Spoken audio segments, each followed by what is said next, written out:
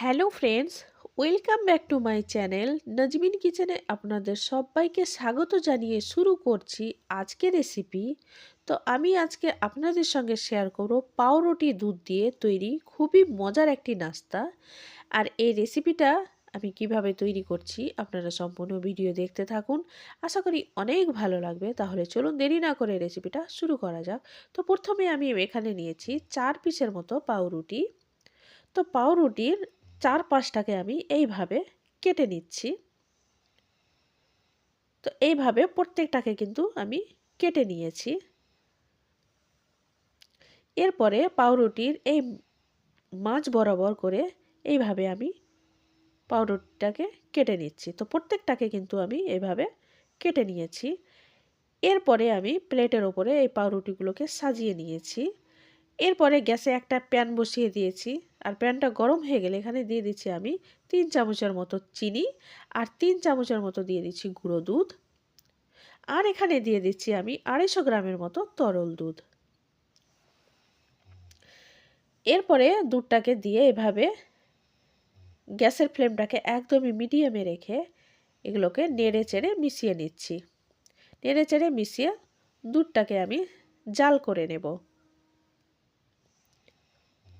এরপরে এই পর্যায়ে আমি দিয়ে দিচ্ছি 2টা এলাচ, আর দিয়ে দিচ্ছি কিছুটা কাজু, আর দিয়ে দিচ্ছি কিছুটা কিশমিশ। দিয়ে আবারও আমি দুধটাকে এভাবে 5 মিনিটের মতো জাল করে নেব, জাল করে ঘন করে নেব। আর গ্যাসের ফ্লেমটাকে একদমই মিডিয়ামে রেখে এগুলোকে আমি জাল করে নিচ্ছি।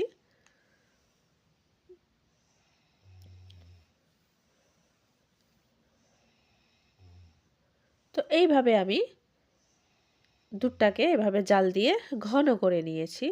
তো দেখুন বন্ধুরা, অবশ্যই দেখে বুঝতে পারছেন কতটা ঘন হয়েছে। এরপরে জাল করে রাখা দুধ দিয়ে দেব এই পাউরুটির ওপর। তো এইভাবে আমি পাউরুটির উপরে দুধটাকে এইভাবে দিয়ে দিচ্ছি। এরপরে আমি এইটিকে 20 মিনিটের মতো রেখে দেব। এতে করে নাস্তাগুলি অনেক বেশি নরম ও তুলতুলে হবে, আর খেতেও অনেক বেশি ভালো লাগবে। তো বন্ধুরা, এই রেসিপিটা একবার হলেও এইভাবে ট্রাই করবেন, আশা করি অনেক ভালো লাগবে। তো বন্ধুরা, রেসিপিটা যদি ভালো লেগে থাকে তাহলে লাইক করে দেবেন, শেয়ার করে দেবেন, আর কমেন্ট করে অবশ্যই জানাবেন রেসিপিটা আপনাদের কেমন লেগেছে। আর চ্যানেলটাকে সাবস্ক্রাইব না করে থাকলে অবশ্যই সাবস্ক্রাইব করে দেবেন। তো বন্ধুরা, 20 মিনিট পরে নাস্তাগুলো কেটে আপনাদের সঙ্গে শেয়ার করছি। আপনারা দেখে অবশ্যই বুঝতে পারছেন নাস্তাগুলো কতটা নরম ও রসালো হয়েছে, খেতেও কিন্তু খুব মজার হয়েছে।